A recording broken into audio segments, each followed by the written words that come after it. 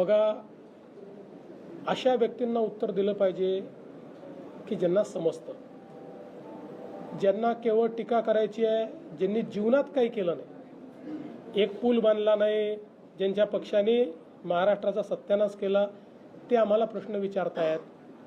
मी एवढंच सांगतो, आजही आपण जाऊन बघा, इंजिनिअरिंग मार्वल असलेल्या या कनेक्टिंग लिंकमध्ये बोगदा असेल, वायाडक्ट असेल, इतक्या प्रचंड परिस्थितीमध्येही त्या ठिकाणी कुठलंही डिझास्टर झालेलं नाही आहे.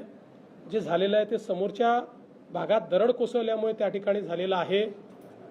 ज्यांना भ्रष्टाचार करण्याची सवय होती त्यांना मनातनं त्या ठिकाणी असं वाटतंय की यांच्या काळात का होत नाही, आणि म्हणून ते बेछूट अशा प्रकारचे आरोप करतात. अशा आरोपांना मला असं वाटतं की त्या ठिकाणी दुर्लक्षित केलं पाहिजे.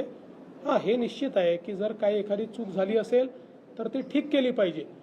पण मला खरं म्हणजे या ठिकाणी वाटतं की ज्या इंजिनियर्सने, म्हणजे मला पुन्हा सांगायचं आहे, हर्षवर्धन सपकाळांच्या पक्षाने 2013 साली 13 कारणं लिहून कनेक्टिंग लिंक होऊ शकत नाही असं 13 कारणं लिहून त्यांच्या मुख्यमंत्र्यांनी फाईल बंद केली होती.